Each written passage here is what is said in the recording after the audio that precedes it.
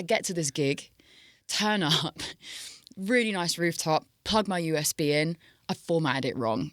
For anyone who needs to hear it, it's Fat 32 and nothing else, okay? Reached out to Rico Dan and he got back to me and was like, yeah, would love to do this. Get into the studio, sits down, he's got his Lucasade. He's like, yeah, play the track. And he's like, yeah. Okay, like loop that. I'm like, all right. So loop it. And then he just walks out the studio, leaves the door open, just walks out. Me and Jack and Fajira are like, okay, here we go. So we've got this track looping for like half an hour. He comes back in straight away, straight into the booth. He's like, yeah, let's run it. It's Powertools, and we got Linska in the house. How are you doing? What's up? I'm doing good, man. I'm excited to be here. Yeah, it's good to have you here. I mean, I first saw you play at a Beatport party last year, and I was like, wait, like, there's something different about you when you were playing. And I have this theory, like there's people that play house music or play music, and then there's people that feel the music. And I was like, all right, she's got a different thread. This is a vibe. And ever since then, I've kind of been following your journey. Yeah. And, you know, and reached out to your team, and we finally came to today. I mean, and you've been doing exciting stuff. I mean, your record Bad Boy was, I mean, that just kind of blew the doors off. It did. I mean, talk to us about that single first. And it had to be a little, I won't say overwhelming, but like you had John Summit playing it, you had, you know, Gorgon City, all these people playing it. And, you know, you're at the beginning stages of your journey. Yeah. How exciting was that? Well, first of all, can't believe you at that Beatport party. Right. That was like, honestly, that was like the ones who knew. Right, so you're well in the game. Right.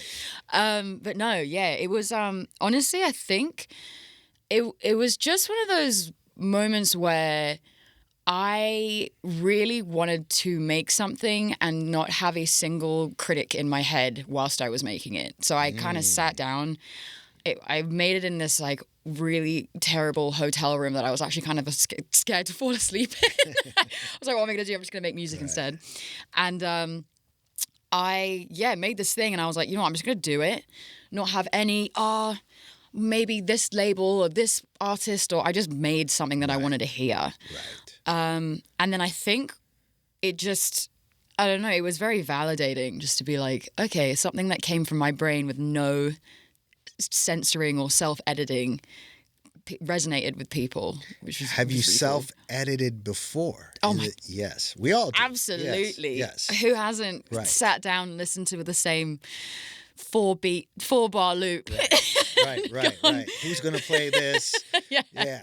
Is this good? Yeah. But this one, you just kind of like, I'm zoning out. I'm doing this one for me. Yeah, fully. Right. And then I think it was the thing that I really like about that track in general, then that feels really, I don't know, representative of who I am as an artist, is that it's got drive, I think. Right. And also it's kind of unapologetic. It's just very loud. I'm British, so I love anything that feels like a little bit rowdy, you know? Right. So yeah, I just wanted to make, especially those like big loud stabs in that record. They take over the track. Right. And I loved that about it. Plus the vocals, you just want to stand there and yell it, I guess. And when did you realize it was resonating with people? Like, when did you realize, like, oh, this song is a little different? Did you get a video back? Somebody supported it? Or is it the first time you played it? Honestly, it was... one of my first shows I did in LA was opening for my really good mate Rebuke. Okay, right on. And my first track I ever released was with him, Digital Dream. So he's got a very special place in my producing career. But I opened for him at the Exchange. And, you know, played this set, and I was so nervous, and it was the first time I would have played it out loud. Right. I played it, and it was this shift in the crowd where it went from, you know, DJ is playing opening music. We're all vibing, having drinks, and then suddenly everyone went, what is this record? And it was, I I just was there. I was just happy to be there. Right. Suddenly I was like, oh my God, everyone's actually looking at me. Right. That was kind of a big moment. And then when I posted that, I started getting these DMs. I started, this artist, hey man, this person, this. Right. And on top of that, I'd send it out, and that was DMs from like DJs who, have maybe been following me right from the beginning, or, more local DJs. And then suddenly I sent it out send it out wider, maybe some DJs who might want to play it or something. And people started replying. Right. And the best part is, a bit of a hack, if you send your tracks out on SoundCloud, you can see who's listened to it and who's downloaded it. So I was looking at these insights and I'm like, that's Tiesto. Hold on a minute. Or, just... Right. And Gorgon City got their hands on it, and they, those boys, they're the best. I have nothing but great things to say about them. And they went in and signed it on Realm. Nice. And then it was kind of the roller coaster from there. Right. That's amazing. So let's go back to the beginning, and I want to understand a little bit of your DNA. Like, how did you find your passion for dance music? Like, was there a song you heard, a DJ you heard? Where did you find that passion? This is where I'm like, I start getting embarrassed because I have to reveal my Achilles heel to reveal my music strength. So basically, my mum would always only listen to dance music in the car, which does mean you had a cool mom. I had a cool mum. It does mean that I did miss out on the education that came with the Beatles and Fleetwood Mac. Right. However, I can make up for it in the British underground scene. Yes. But yeah, I'd be rocking up to the school gates, my mum's little smart car, and it would be like, at the time, bumfunk MCs ripping it, out of the school gates. But full. So it was your mom that gave you the introduction to dance? Yeah, 100%. All of the what was it, little flip books, the CDs that you used to get in them. Yeah. Yeah, I think I still have. I have every single, now that's what you can call dance CD ever in one of those flip books in a box in the cabinet somewhere. And your mom was just playing the jams. Yeah, all the time. So that's kind of where I think if there was one song though that really hit home for me when I heard it, it was probably Little Bit of Luck by, I think it's DJ Luck and MC Neat, or DJ Neat and MC Luck. Right. Whichever. I don't remember, but it's one of them. That is, I think, one of the songs that proper brought the UK garage scene into the kind of wider space. Right. And you were like, wow, this speaks to me. Yeah, 100%. And when did you get the bug to like start DJing and start producing? What was the next step from that? So, in theory, I've sat and thought about this, but I think the CDs at some point I had to make digital, right? So I had to put them on a computer. Right. So I'd put all those CDs on a computer. So I had this huge catalog of music, and I kept building on that music. And, I was a bit of an aux chord warrior. I think the best of us are who are into music. Of course. On a school trip. Yeah, you can give me that. And then it kind of got to a point where it was like, in the pandemic, I was like, I should just play this music myself. And so I was kind of just like bedroom DJ for the longest time. And it was pretty easy because I had all this music. Right. And I still have the haunting moment. Dude, I played one of my first ever gigs. Like, there were like 10 people in the room. And I'd loaded up one of these songs because obviously I'd been collecting for music for so long. Right. Midway through the track, it's like music on demand, because it was like one of those LimeWire. That's amazing. That was when I was like, okay, we need to take it to Beatport now. Okay. I think we need to do some admin. Yeah, let me buy some proper files right now. That's amazing. And after that first gig, this is all happening in London, I assume? This is actually happening in LA. Oh, this is happening in LA? Yeah, I spent my pandemic in LA. Yeah. Oh, okay. There was a decision made there that I was like, you know, I'm gonna do this one in the sun. I think. Got it. So in LA, what was your first proper gig? What was my first proper gig? I mean, they're all proper, even if it's 10 people. You know what it was? And this is again. Don't say the B port. No, it wasn't. No, it wasn't. But again, you're exposing all my Achilles heels here, man.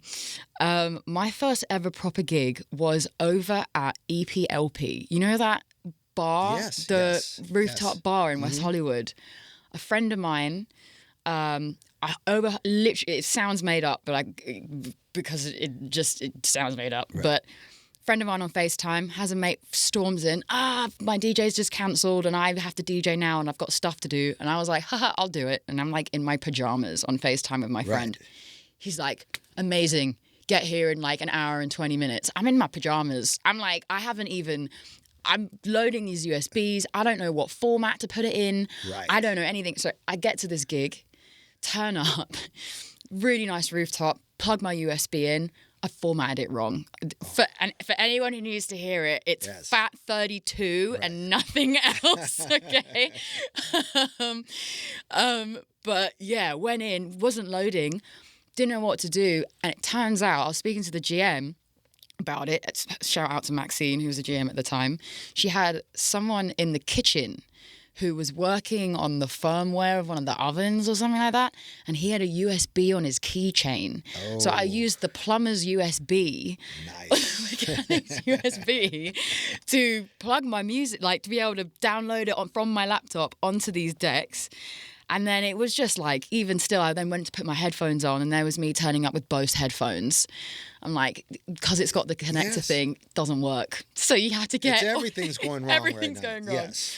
But I think because it was such, for a lack of better words, a shit show. Right. I think there was a level of endearment at the way I was just so keen to just kind of take it all in my stride. And you know, Maxine was such a legend about it too. She actually ended up booking me again. Right. So that's kind of great. Yeah, that's kind of how I went on.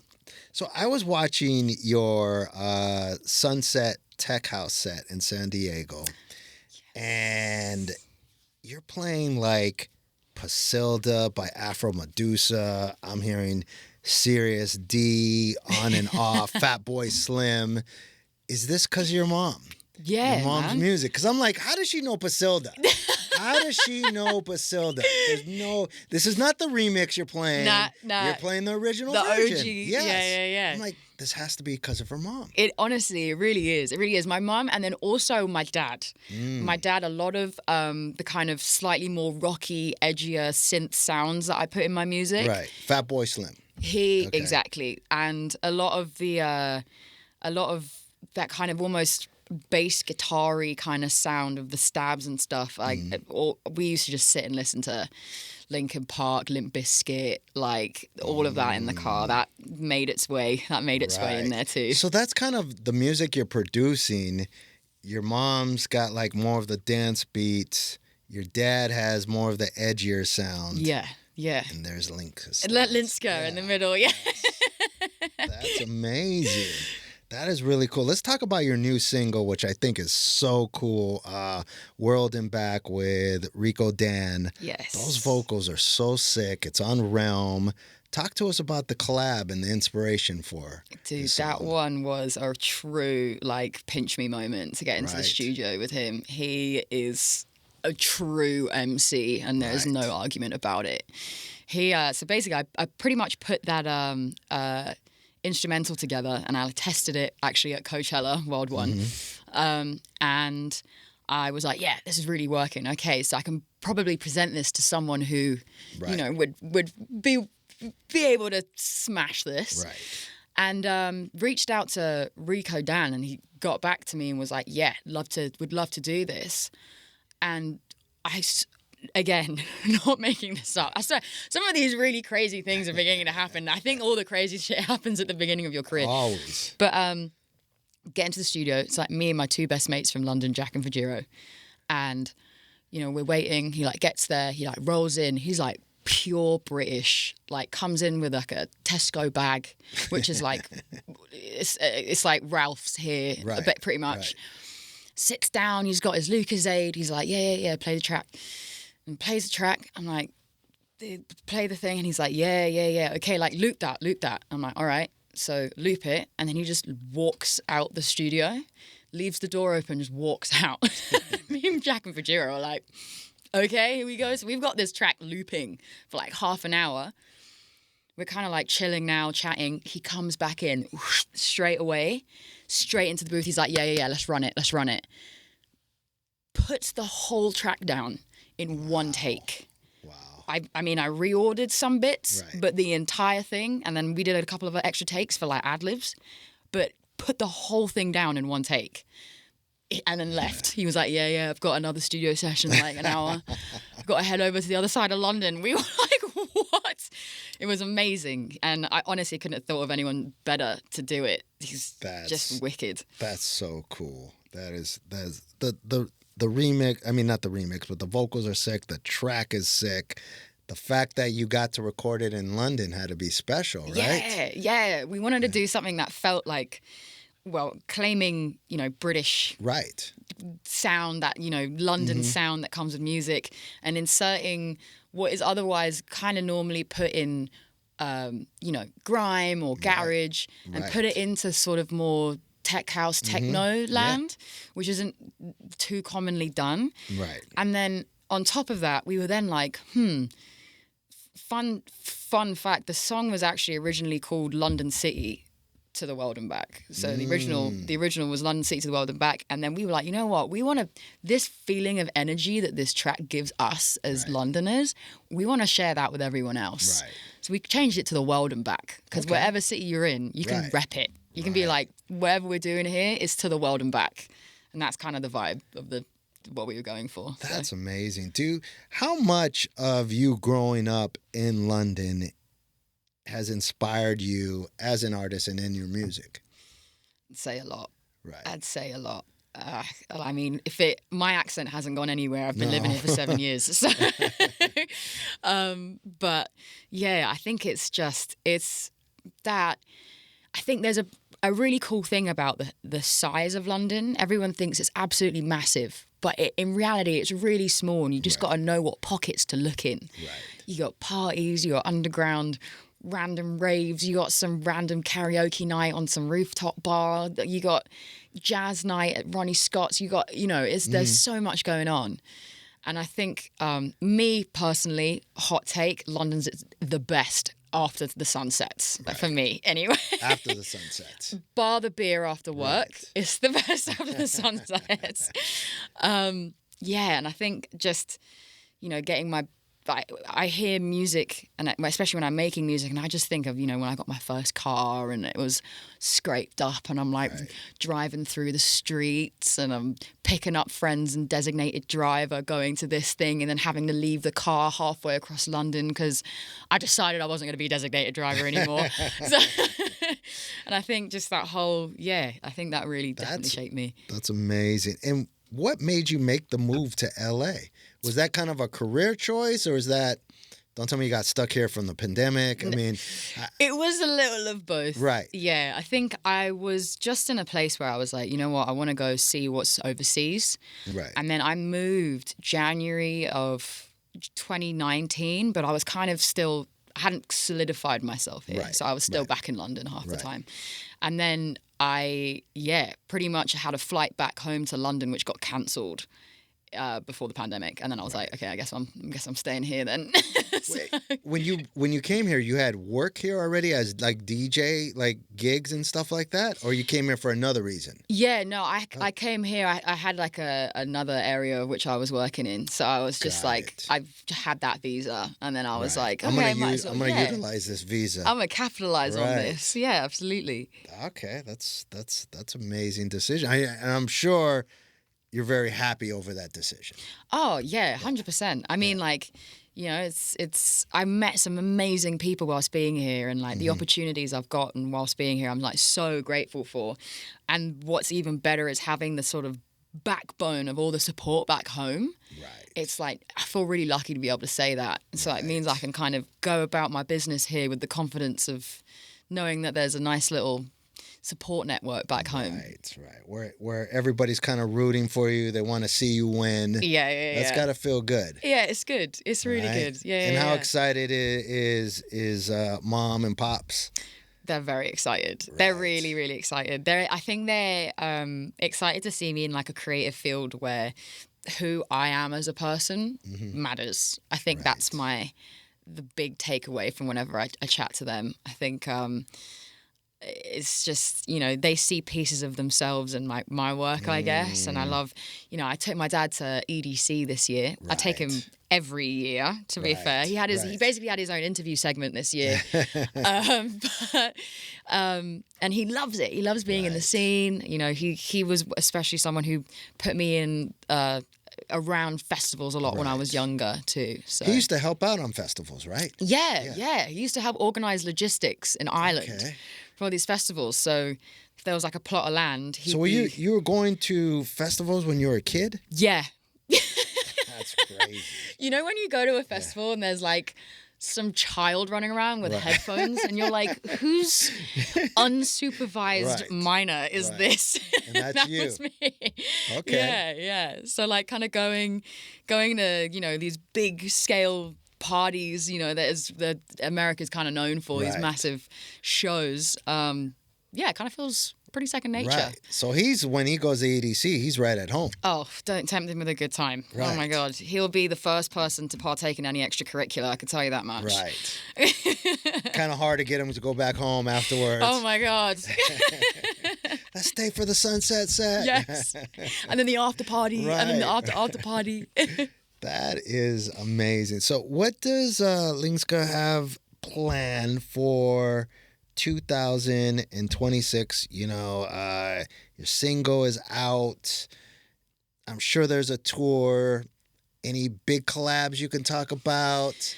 Yes. What's in the works? Yes. So next, basically this year I wanted to take it as like a lap around the sun, pretty much. I was like, I feel weird putting out music and not knowing who's like listening to it.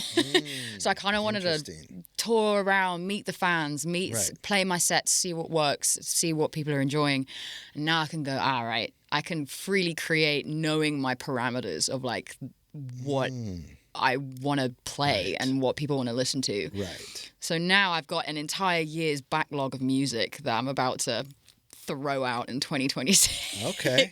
You got a lot of releases. Got a lot of releases, which is nice because this year I have gate kept, for the best word, I think is music. Okay. I've got, what have I got? What can I throw out here? I've got World and Back with Rico Dan. Yeah. I've got a cheeky collab with D-Volt, who's on a bit of a tear right now. Okay, yeah, as absolutely. Well. What else have I got cooking? I don't know if I'm allowed to say.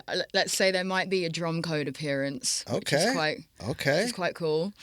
What else we got going? Some vocalists I've been so excited to been like put in the room with, which is really, really cool. And also working with a couple of guys. Do you know the Departamento guys? Yeah. One with them. I don't want to say too much. I think that's enough. I think that's enough. So you got a lot of heat coming for 2026. Yeah. Okay. That is really, really exciting. And I'm sure that really helps. I mean, we just had on Max Styler was in here a little while ago, and he spoke about the same thing of playing and seeing who the audience is. And really understanding what songs are connecting really inspires him to come back and then produce more. Oh my God, the best kind of part of the best and worst thing, I think the one I experienced this year was I played a headline at the Concourse Project in Austin. Yeah. And then like 2 months later, played basically the same venue for Seismic. Right. And it was like, oh no, I've got to like fully change everything up. Right. But then I realized, I was like, hold on, people haven't heard my music since they heard my music. Right. And if I enjoyed myself then, I just want to hear something similar again. Right. So absolutely. I think that was sort of like, all I have to do is just sort of do the same thing but better. Right. I'm just like, I'm in competition with myself, which is quite nice in a way because I'm in control of that competition. So it kind of took the stress away, and now I'm just excited to go back to all these places and like see fans again, and like because I remember everyone. It's weird. It's like I don't remember your name. I'll give myself that disclaimer. Right. But if it's a face, you remember the face. Yeah, even if it's 3 a.m. at EDC, right, and we bump into each other in a restaurant, I'll be like, oh my God, I took you on that adventure in Cosmic Meadow. Right. Yeah, I remember now.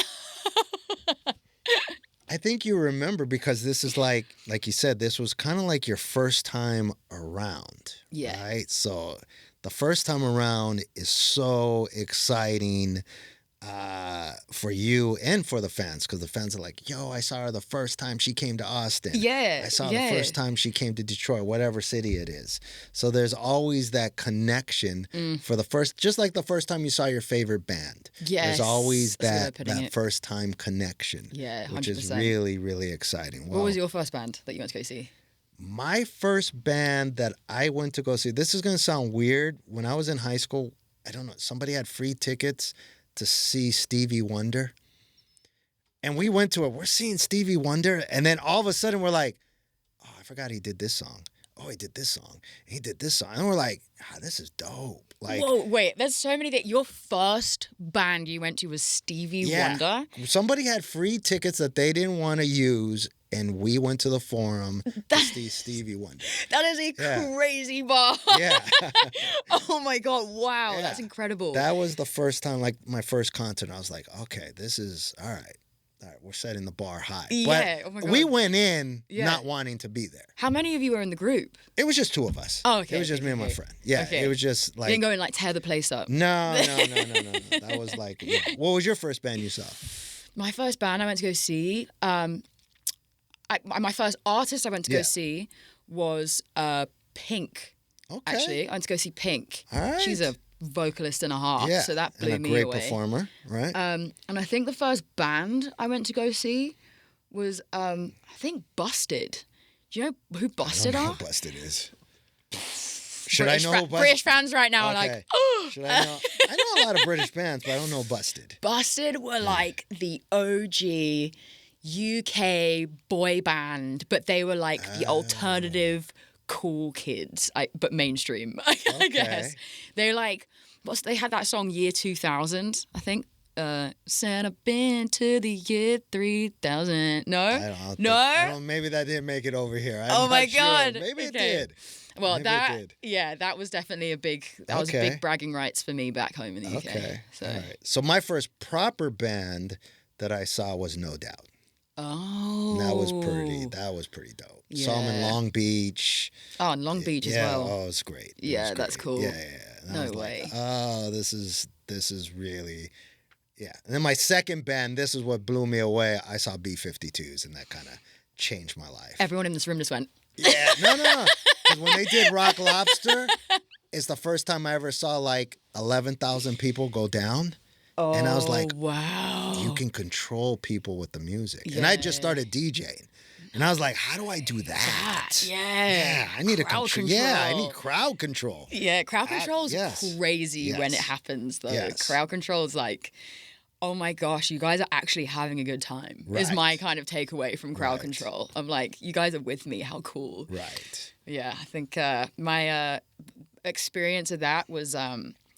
probably seeing Muse. Oh, Muse is amazing. Yeah, I saw Muse, and the way they that was a massive inspiration for me too. Mm-hmm. Just in terms of the way they build a world and an entire narrative, and an entire the whole dystopian future situation that they've got going on, but it's not polished. It's really messed up. Right. I was like, I want to be able to do something that builds that. So I'm kind of in the beginning stages of world building there myself. What I love about Muse is they take you on a journey. They do. And I think you as a DJ, especially hearing you at Beatport, seeing the set, the Sunset set, you take people on a journey. Yeah, I try. Yeah, there's a beginning, a middle, and an end. And 100%. And a lot of DJs don't do that. They're just beginning. They're just, we're at gear 5. Gear 5 nonstop. I try to go, so you can feel where the night's taking you a little bit. And then also, there will be pretty obvious moments too when I'm playing certain venues where I'm like, okay, here's a song where you now all need to go and get your drinks because we're about to take this back up again.